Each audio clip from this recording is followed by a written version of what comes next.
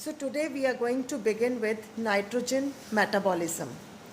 Now as far as nitrogen is concerned, it occurs universally in all organisms. And if we see the dry weight, on the basis of dry weight, it is the fourth most abundant element in plants.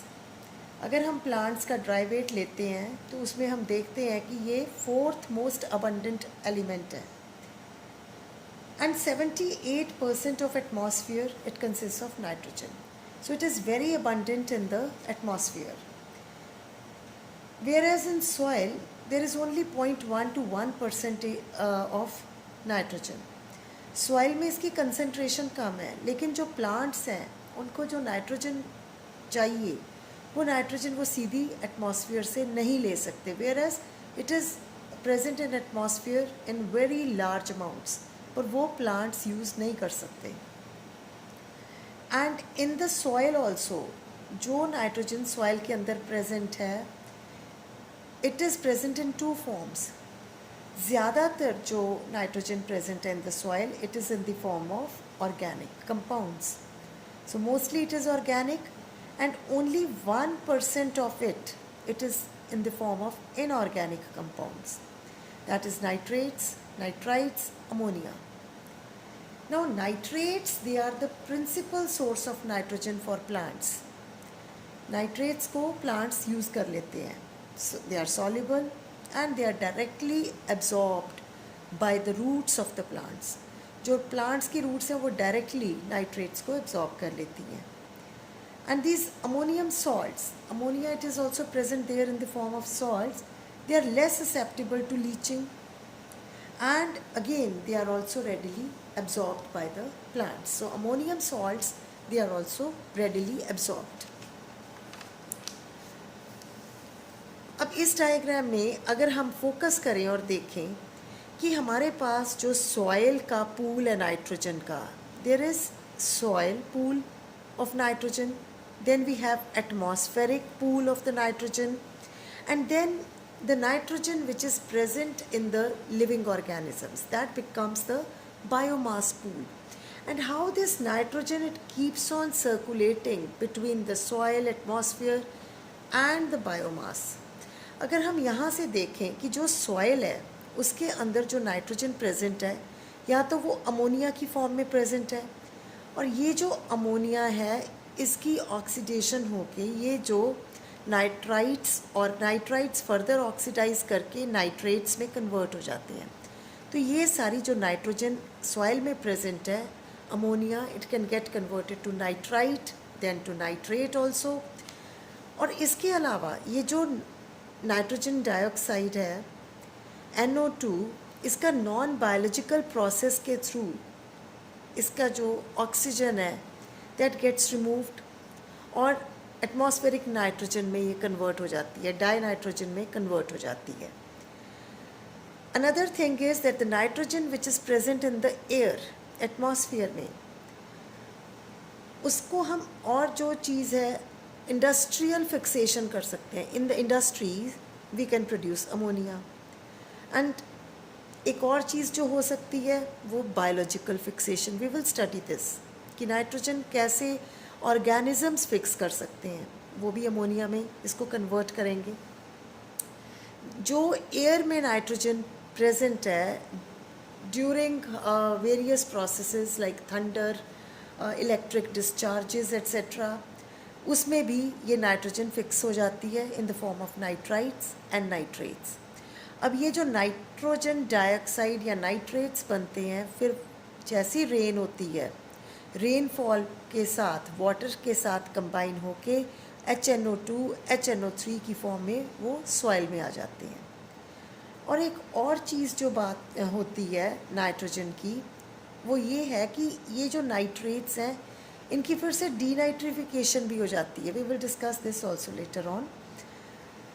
And then if we see the biomass, we have the plants, plant biomass है. ये food chain के हिसाब से इनको कुछ animals खा लेते हैं, फिर ये एनिमल बायोमास में भी चला जाता है nitrogen. Plants they die decaying biomass हो जाता है. Animals they also die and they also produce excreta, that also contributes to the decaying biomass. And if we burn it, again it will release nitrogen which will go into the atmosphere. So this is how this nitrogen, it is present in all the three you can say parts, that is in air as well as in the soil, and then how it is a part of the biomass, the living organisms, whether they are plants or animals. And in the next, so it keeps on circulating, and there are 4 major processes through which this circulation of this nitrogen, it takes place between atmosphere, soil and biomass. First of all, this process is ammonification. Now what is this ammonification? We have already discussed कि organic matter जो है, that is present in the soil. Now this organic matter, और यहाँ हम कह सकते हैं कि जो organic compounds present in the soil, उनकी breakdown होगी. So the breakdown of nitrogenous organic compounds into ammonia with the help of certain bacteria which are known as ammonifying bacteria. अब क्या है कि कोई ऑर्गेनिज्म है या डेड प्लांट मटेरियल है, डेड ऑर्गेनिजम्स हैं, तो वो जो पार्ट उसमें प्रेजेंट है, may be it is excreta और anything organic compound which is there, उनके अंदर प्रोटीन्स हैं. अब ये प्रोटीन्स हैं, ये ब्रेक होंगी first of all into the smaller fragments, the peptides, and later on they will be acted upon by various enzymes which are being secreted by the microbes. तो वो अल्टीमेटली अमाइनो एसिड्स में convert हो जाएंगी, break हो जाएंगी. Amino acids का फिर deamination होगी, that is amino group, it is separated, it is removed with the help of the deaminases. उससे हमें क्या मिलेगा, जब अमाइनो ग्रुप सेपरेट होगा तो वो 3 कार्बन कंपाउंड सेपरेट हो गया और अमोनिया सेपरेट हो गया. So this is the formation of ammonia from the organic compounds by the breakdown of the proteins. So ammonia is released. This is ammonification. Then we add urea also. Wherever urea is present, again with the help of enzymes, for example urease, it will get converted, broken down into ammonia. So the example of bacteria which help in this degradation, it is Clostridium, Pseudomonas, Proteus and many others.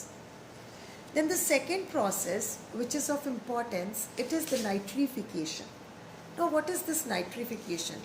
It is actually oxidation of ammonia or ammonia compounds which will result in the formation of either nitrites or nitrates. So this we have already discussed. पहले बात हुई थी कि जो oxidation है ammonia की, उससे क्या होगा, नाइट्राइट्स या नाइट्रेट्स बनेंगे. It can be ammonium salts, ammonium compounds हो सकते हैं या अमोनिया हो सकता है, NH3 और NH4 plus whatsoever is the case. So what will happen is oxidation will take place. It will react with the oxygen, and this bacterium, that is Nitrosomonas, it helps in the conversion of ammonia or ammonium compounds into nitrites, and energy is also liberated in the process. Then these nitrites, they can further be oxidized by another bacteria, that is Nitrobacter. अब वो इसको nitrates में convert कर देते हैं. Again it is exergonic process, energy is released.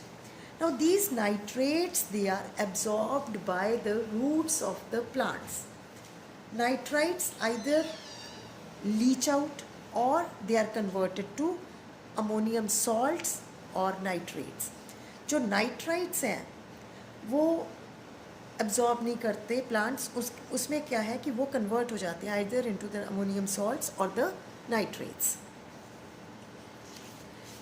How then the third process, it is the denitrification. अब denitrification में जो नाइट्रिफिकेशन में हुआ उसका उल्टा होगा. नाइट्रिफिकेशन में जो भी किया उसका उल्टा जो प्रोसेस है, nitrites and nitrates, they are reduced to ammonia. So in nitrification what happened, ammonia, it was converted, it was oxidized into nitrites and nitrates. Here nitrites and nitrates, they are reduced to ammonia and finally into nitrogen. वो वापस हो गया. Pseudomonas denitrificans. These are the examples of the bacteria which will help in this particular process. So Pseudomonas denitrificans, Bacillus subtilis, Thiobacillus denitrificans, Clostridium species, etc. So for example, if we have the salt of this nitrate, that is potassium nitrate plus 5 sulfur plus water in the presence of this bacterium Thiobacillus, it will get converted into nitrogen. Ultimately nitrogen form हो गई. अगर ammonium hydroxide है plus hydrogen in the presence of Clostridium bacterium, again it will get converted into ammonium. Nitrate है, nitric acid है या nitrous acid है, Clostridium, it will convert it into ammonia. Ammonia finally it can get converted into gaseous nitrogen, which goes to air. So one process is denitrification, and the fourth process is, अब ये जो circulation है, either nitrogen it comes from the atmosphere, it goes into the biomass, it goes into the soil, or it is returned back to the atmosphere. So these are the various processes how this cycling it keeps on taking place. Now reduction of free molecular nitrogen, we call it as dinitrogen also, that N2, जो N2 है उसको dinitrogen भी कह देते हैं, into ammonia और other nitrogenous compounds. अब fixation क्या है? अगर जो नाइट्रोजन एटमॉस्फेयर में प्रेजेंट है उसको हम मॉलिक्यूलर नाइट्रोजन को अमोनिया या किसी और नाइट्रोजीनस कंपाउंड में कन्वर्ट कर दें, that becomes the nitrogen fixation. And now this nitrogen fixation, how does it take place? It takes place by various processes. First of all, it is the physical fixation. Now, as far as this physical fixation is concerned, about 10% of total dinitrogen, it is fixed annually by physical means. So, 10% जो nitrogen है annually वो fix हो जाती है by physical means. It is the fixation of dinitrogen by physical factors, for example, lightning, thunder, electric discharges, ozonization, pollution, ultraviolet rays, etc. So these they help in the fixation of this nitrogen. So these processes they provide sufficient energy to break strong chemical bonds between the nitrogen. जो die nitrogen के bonds हैं उनको break करने के लिए sufficient होती है, and it reduces it into nitrogen oxides, may be nitric oxide NO, or it can be nitrogen dioxide. Ultimately it will be nitrogen dioxide. So N2 plus O2 in the presence of lightning, thunder, it will get converted to nitric oxide. Further it will take up oxygen, further oxidation, it will result in the formation of nitrogen dioxide. And what happens when the rain comes? बारिश में क्या होता है कि ये combine कर जाती है वाटर के साथ to form HNO2 nitrous acid या nitric acid, and they reach these acids then reach the soil. Soil के अंदर जाके क्या होगा, अब एसिड्स की रिएक्शन अल्कलीज के साथ हो जाएगी. जो सॉइल के अंदर सॉल्ट्स प्रेजेंट है, मे बी ऑफ कैल्शियम और पोटेशियम, कुछ सॉल्ट्स प्रेजेंट हैं, उनके साथ ये रिएक्ट करके उसमें फिर सॉल्युबल नाइट्रेट्स और नाइट्राइट्स में कन्वर्ट हो जाते हैं. HNO3 plus calcium salt present है, it will form calcium nitrate. Potassium salt present है, it will form potassium nitrate. And then these nitrates they are absorbed by the roots directly. This was the physical fixation. And there is chemical fixation also. About 30% of it, the chemical fixation, जो chemical fixation है वो कहाँ पे होती है? That takes place in the industries. So Haber-Bosch process के through इसको dinitrogen को combine करवा दिया जाता है with the hydrogen at very high temperatures and pressure to produce ammonia. तो chemically also it can be fixed to form ammonia. Then another important part, that is biological nitrogen fixation. When living organisms, they help in the fixation of nitrogen. We can further classify it as asymbiotic. Asymbiotic is when these organisms, these microbes, they are living freely in the soil. They are not associated, they are not showing symbiotic association with the higher plants. तो वहाँ पे free living form के अंदर ही ये nitrogen fix कर रहे हैं. For example free living aerobic nitrogen fixing bacteria like Azotobacter, Beijerinckia. So these microbes, when they are present in the soil, they will fix nitrogen. Part of it will be used by them and a part of it will be released into the soil after the death of the organism. Then we can have free living anaerobic bacteria, for example Clostridium, Bacillus. Then free living photosynthetic bacteria, Chlorobium, Rhodopseudomonas. Free living chemosynthetic bacteria, for example D-sulfo vibrio. Then cyanobacteria containing heterocyst, because it is inside the heterocyst we will see that the conditions, they are good for the fixation of the nitrogen. वो वहाँ पे इनको वो conditions मिलती हैं. Nostoc, Anabina. Then the second is, पहले ये थे free living associative symbiotic nitrogen fixation. This is simply associative. In this case what happens is that in certain grasses and cereals, what happens that around the roots, the area very close to the roots, that is termed as the rhizosphere. तो उस rhizosphere में कुछ bacteria present होते हैं. So we cannot say that they are showing a symbiotic association as it is, कि उसके अंदर नहीं है. They are not organically attached with the plant, पर उसके आसपास present and very close vicinity, that is the rhizosphere. तो वहाँ पे ये कुछ जो नाइट्रोजन है फिक्स करते हैं, that is absorbed by the root, और कुछ वहाँ से जो कार्बोहाइड्रेट्स हैं वो ooze out करते हैं, जिसको ये बैक्टीरिया यूज़ कर लेते हैं. So it is a sort of symbiotic association but associative in form. For example azospirillum, ये सीरियल की रूट्स के अंदर उसके अराउंड होता है, नॉट अंदर, sorry. Azospirillum, it is around the cereal roots. Beijerinckia around the sugar cane roots in the rhizosphere. Azotobacter paspali, it is associated with the roots of tropical grass, that is Paspalum notatum. So ये सारे जो associative हैं ये उनकी roots के around present हैं. Then we have symbiotic nitrogen fixation, which is actually an example of mutualism, in which both the organisms, they are benefited from each other and they are present very much closely associated. एक है nodule formation, that wherever these bacteria are present in the plant, small nodules वो develop हो जाते हैं, outgrowths develop हो जाती हैं, nodules बन जाते हैं. एक तो है leguminous plants, it is very common, we will come to the details of this later on. आपने मेथी देखी होगी तो उसकी जो रूट्स हैं उनके ऊपर ऐसे करके आप स्ट्रक्चर देखोगे, अगर ध्यान से देखो नोड्यूल्स प्रेजेंट होते हैं. सो एक तो है लेग्यूमिनस प्लांट्स में, राइजोबियम स्पीशीज़ रिजाइड करता है उन नोड्यूल्स में. फिर है nodule formation in non leguminous plants. Certain non leguminous plants they also have the nodules and inside those nodules certain bacteria are present.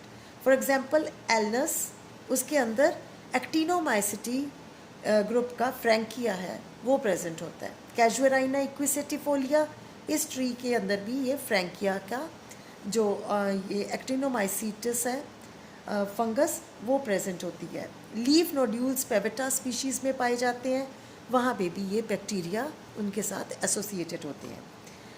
Then nitrogen fixation without forming nodules, वहाँ पे भी है. कईयों की ऐसी एसोसिएशन है कि नोड्यूल फॉर्मेशन नहीं है. For example, lichens, we know that they are an association of algae and fungus. Anthoceros, उसके अंदर nostoc present होता है. Azolla, उसके अंदर Anabina azoli, again a cyanobacteria, it is present. Then cycas की कोरालॉइड रूट्स के अंदर नॉस्टॉक प्रेजेंट है.